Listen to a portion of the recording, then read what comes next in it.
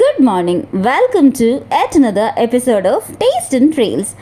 ഇന്നത്തെ നമ്മുടെ യാത്ര ധനുഷ്കോടിയിലേക്കാണ്. ഇന്ത്യയുടെ ലാസ്റ്റ് ലാൻഡ് എന്ന് വിശേഷിപ്പിക്കാൻ പറ്റുന്ന ഒരു സ്ഥലമാണ് ധനുഷ്കോടി. രാമേശ്വരത്ത് വരുന്ന ആരും മിസ്സ് ചെയ്യാത്ത ഒരു ഡെസ്റ്റിനേഷൻ കൂടിയാണിത്. സോ ഈ യാത്രയിൽ ഞാൻ ഏറ്റവും വെയിറ്റ് ചെയ്തിരുന്ന ഒരു സ്ട്രെച്ചിൽ കൂടിയാണ് നമ്മളിപ്പോൾ പൊയ്ക്കൊണ്ടിരിക്കുന്നത്. സിൻസ് ഫ്രം ദ ബിഗിനിങ് ഞാൻ ഗൂഗിൾ മാപ്പിൽ ഇങ്ങനെ നോക്കി ഇനി എത്ര കിലോമീറ്റർ ഉണ്ട് എന്നിങ്ങനെ നോക്കിക്കൊണ്ടിരുന്ന ഒരു സ്ഥലമാണ് the entrance of Pamban bridge. ഇതിനിപ്പോൾ എങ്ങനെ വിശേഷിപ്പിക്കുക? ഇതൊരു എൻജിനീയറിങ് മാർവൽ എന്നൊക്കെ നമ്മൾ പൊതുവേ പറയും. പക്ഷേ ഇവിടുത്തെ ആ ഒരു ഫീൽ അത് നമുക്ക് ഇവിടെ വന്നേ അനുഭവിച്ചറിയാൻ പറ്റുള്ളൂ. ഇവിടെ പൊതുവേ നിർത്താൻ പാടില്ല എന്നാണ്. പക്ഷേ പൊതുവേ ആളുകൾ ഇവിടെ നിർത്തി ഫോട്ടോസും കാര്യങ്ങളൊക്കെ എടുക്കുന്നുണ്ട്. ആരെയും കുറ്റം പറയാൻ പറ്റില്ല, കാരണം ഇവിടെ കണ്ടാൽ നിർത്തി പോകും. സോ ഞങ്ങളും ഒന്ന് നിർത്തി. വീഡിയോയിലും ഫോട്ടോയിലും ഒക്കെ ഒരുപാട് തവണ കണ്ടിട്ടുണ്ടെങ്കിലും നേരിൽ കാണുമ്പോഴുള്ളൊരു ഫീല് അത് വേറെ തന്നെയാണ്. രണ്ട് വശത്തും പരന്ന് കിടക്കുന്ന കടൽ, നല്ല കാറ്റ്, അതിനിടയിലൂടെയുള്ളൊരു യാത്ര, ആഹാ സ്വർഗം. സത്യത്തിൽ പറഞ്ഞാൽ ഇത് എങ്ങനെയാണ് വിവരിക്കേണ്ടതെന്ന് എനിക്കിപ്പോഴും അറിയില്ല. അത് ശരിക്കും നമ്മൾ അവിടെ പോയി ആ കാറ്റൊക്കെ കൊണ്ട് ഒരു പാട്ടൊക്കെ പാടി, ഇവിടുത്തെ കാറ്റാണ് കാറ്റ്, അതുപോലെ. രാമേശ്വരം ഒരു ദ്വീപാണ്. അതുകൊണ്ട് തന്നെ മെയിൻ ലാൻഡിൽ നിന്നും രാമേശ്വരത്തേക്ക് എത്താനുള്ള ഒരു പ്രധാന കവാടം എന്ന് പറയാവുന്നത് ഈ പാലത്തെയാണ്.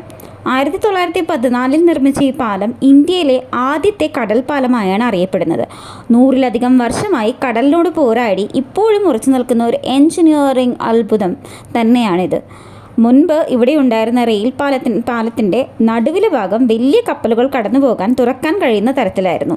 ആ കാലഘട്ടത്തിൽ അങ്ങനെയൊരു സംവിധാനം ഉണ്ടാക്കിയത് തന്നെ വലിയൊരു നേട്ടമായിരുന്നു. ഇപ്പോൾ അതിനോട് ചേർന്ന് പുതിയൊരു പാമ്പൻ റെയിൽവേ പാലവും നിർമ്മിച്ചിട്ടുണ്ട്. ഇന്ത്യയിലെ ആദ്യത്തെ വെർട്ടിക്കൽ ലെഫ്റ്റ് സീ ബ്രിഡ്ജ് എന്ന പ്രത്യേകതയും അതിനുണ്ട്. പക്ഷേ സത്യത്തിൽ ഇവിടെ നിന്നപ്പോൾ ഇതൊന്നുമല്ല എനിക്ക് ഓർമ്മ വന്നത്. ചുറ്റുമുള്ള കാഴ്ചകളായിരുന്നു. സോ പതിയെ കാഴ്ചകളൊക്കെ ആസ്വദിച്ച് നമ്മൾ പതിയെ മുന്നോട്ടുള്ള യാത്ര തുടർന്നു. സോ ഈ ഒരു എക്സ്പീരിയൻസ് അല്ലെങ്കിൽ ഈ ഒരു ഫീൽ ക്യാമറയിൽ എത്രത്തോളം പകർത്താൻ കഴിയുമെന്ന് എനിക്കറിയില്ല. എൻ്റെ മാക്സിമം ഞാൻ ശ്രമിച്ചിട്ടുണ്ട് അതിന്. പക്ഷേ ഇവിടെ നേരിട്ട് വന്നാൽ മാത്രം അനുഭവിക്കാൻ പറ്റുന്ന ഒരു പ്ലഷർ അല്ലെങ്കിൽ ഒരു ഹാപ്പിനെസ് ഈ യാത്രയ്ക്കുണ്ട്. സോ അങ്ങനെ നമ്മൾ പാമ്പൻ പാലത്തെ പിന്നിലാക്കിക്കൊണ്ട് രാമേശ്വരത്തെത്തി. രാമേശ്വരത്ത് നിന്നും ഏകദേശം 18 കിലോമീറ്റർ ദൂരത്തിലാണ് ഇന്ത്യയുടെ ലാസ്റ്റ് ലാൻഡ് അഥവാ ധനുഷ്കോടി സ്ഥിതി ചെയ്യുന്നത്. മറ്റൊരു സവിശേഷത എന്താണെന്ന് വെച്ചാൽ ഈ 18 കിലോമീറ്ററും നമ്മൾ സഞ്ചരിക്കുന്നത് 2 സമുദ്രങ്ങളുടെ നടുവിലൂടെയാണ്. അതായത് ഒരു സൈഡിൽ നമുക്ക് ബേ ഓഫ് ബംഗാളും മറ്റ് സൈഡിൽ ഇന്ത്യൻ മഹാസമുദ്രവും കാണാൻ പറ്റുന്നുണ്ട്. സോ ഈ 2 കടലുകളുടെയും ഒരു ഭാവം ഡിഫറെൻ്റാണ്. ഒന്ന് ശാന്തമാണെങ്കിൽ മറ്റേത് രൗദ്രഭാവത്തിലാണ്. സത്യത്തിൽ സോഷ്യൽ സയൻസിലും ജോഗ്രഫിയിലും ഒക്കെ പഠിച്ച പല കാര്യങ്ങളും ഇവിടെ റിയാലിറ്റി ആയിട്ട് നമുക്ക് കാണാൻ പറ്റും എന്നുള്ളതാണ് ഏറ്റവും വലിയ പ്രത്യേകത. അങ്ങനെ നമ്മൾ ധനുഷ്കോടിയിൽ എത്തിയിരിക്കുകയാണ്. പക്ഷേ ധനുഷ്കോടി വെറും ഒരു ടൂറിസ്റ്റ് സ്പോട്ട് മാത്രമല്ല, ഒരു കാലത്ത് ഒത്തിരി ആളുകൾ ജീവിച്ചിരുന്ന സ്കൂളും പള്ളിയും റെയിൽവേ സ്റ്റേഷനും മാർക്കറ്റും ഒക്കെ ഉണ്ടായിരുന്ന, വളരെ ഓർഗനൈസ്ഡ് ആയിട്ടുണ്ടായിരുന്ന ഒരു പട്ടണമായിരുന്നു ഇത്. 1964 ഒരു ഭീകരമായ ചുഴലിക്കാറ്റാണ് ഒരൊറ്റ രാത്രി കൊണ്ട് ഈ ഒരു പട്ടണത്തെ അൺഫിറ്റ് ഫോർ ലിവിങ് അല്ലെങ്കിൽ വാസയോഗ്യമല്ലാത്ത ഒരിടം എന്ന ലേബലിലേക്ക് മാറ്റി എഴുതിയത്.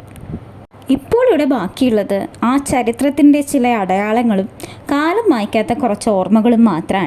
ധനുഷ്കോടിയിൽ നിന്ന് നമ്മൾ കുറച്ചും കൂടി മുന്നോട്ട് പോയാൽ എത്തുന്നത് അരിച്ചൽ മുനമ്പിലേക്കാണ്.